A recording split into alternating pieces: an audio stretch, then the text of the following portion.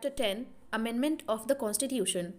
Like any other written constitution, the Constitution of India also provides for its amendment in order to adjust itself to the changing conditions and needs. However, the procedure laid down for its amendment is neither as easy as in Britain nor as difficult as in USA.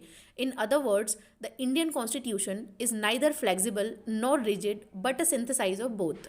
Article 368 in Part 20 of the Constitution deals with the powers of Parliament to amend the Constitution and its procedure.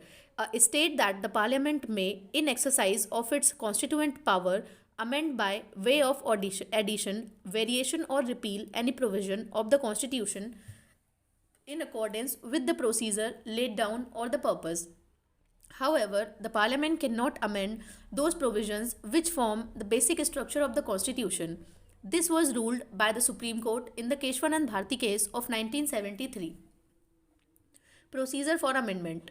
The procedure for the amendment of the Constitution as laid down in Article 368 is as follows. Number 1.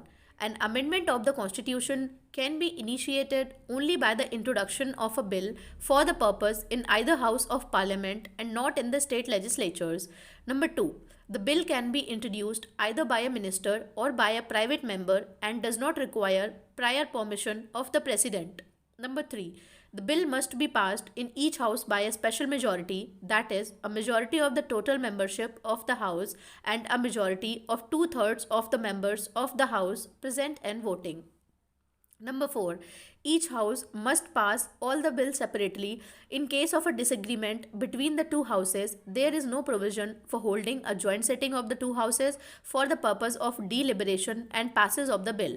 Number 5. If the bill seeks to amend the federal provisions of the Constitution, it must also be ratified by the legislatures of half of the states by a simple majority, that is, a majority of the members of the House present and voting. Number 6. After duly passed by both the Houses of Parliament and ratified by the state legislatures where necessary, the bill is presented to the President for assent. Number 7. The President must give his assent to the bill. He can neither withhold his assent to the bill nor return the bill for reconsideration of the Parliament. Number 8. After the President's assent, the bill becomes an act, that is, a Constitutional Amendment Act, and the Constitution stands amended in accordance with the terms of the Act. Types of amendment.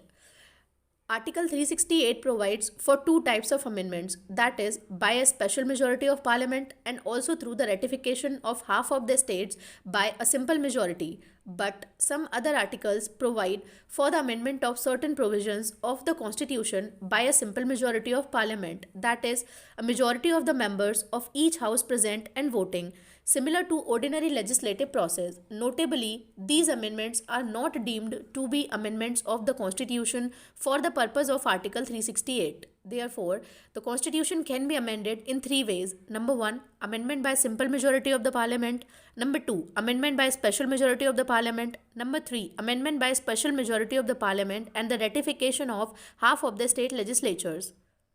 By simple majority of Parliament, a number of provisions in the Constitution can be amended by a simple majority of the two houses of Parliament outside the scope of Article 368. These provisions include: Number 1. Admission or establishment of new states. Number 2. Formation of new states and alteration of areas, boundaries, or names of existing states. Number 3. Abolition or creation of legislative councils in a state. Number 4. Second schedule emoluments, allowances, privileges, and so on of the President, the governors, the speakers, judges, etc. Number 5. Quorum in Parliament. Number 6. Salaries and allowances of the members of Parliament. Number 7. Rules of procedure in Parliament. Number 8. Privileges of the Parliament, its members and its committees. Number 9. Use of English language in Parliament. Number 10. Number of puissant judges in the Supreme Court. Number 11. Conferment of more jurisdiction on the Supreme Court. Number 12. Use of official language. Number 13. Citizenship acquisition and termination. Number 14. Elections to Parliament and state legislatures. Number 15. Delimitation of constituencies. Number 16. Union territories.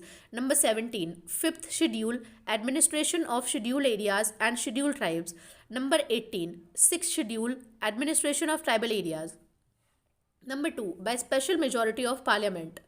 The majority of the provision in the constitution needs to be amended by a special majority of the parliament, that is, a majority of the total membership of each house and a majority of two-thirds of the members of each house present and voting. The expression total membership means the total number of members comprising the house irrespective of the fact whether there are vacancies or absentees.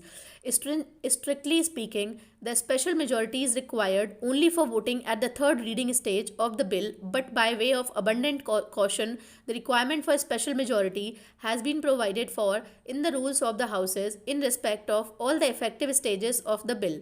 The provision which can be amended by this way includes number 1, fundamental rights, number 2, directive principles of state policy, and number 3, all other provisions which are not covered by the first and third categories. Number 3, by a special majority of parliament and consent of states. Those provisions of the constitution which are related to the federal structure of the polity can be amended by a special majority of the parliament and also with the consent of half of the state legislatures by a simple majority. If one or some or all other remaining states take no action on the bill, it does not matter. The moment a half of the state give their consent, the formality is completed. There is no time limit within which the states should give their consent to the bill. The following provision can be amended in this way. Number 1, election of the president and its manner. Number 2, extent of the executive power of the union and the state. Number 3, Supreme Court and High Court. Number 4, distribution of legislative powers between the union and the state. Number 5, Goods and Services Tax Council. Number 6, any of the list in the 7th schedule. Number 7, representation of states in parliament. Number 8, power of parliament to amend the constitution and its procedure. Article 368 itself. Criticism of the amendment procedure.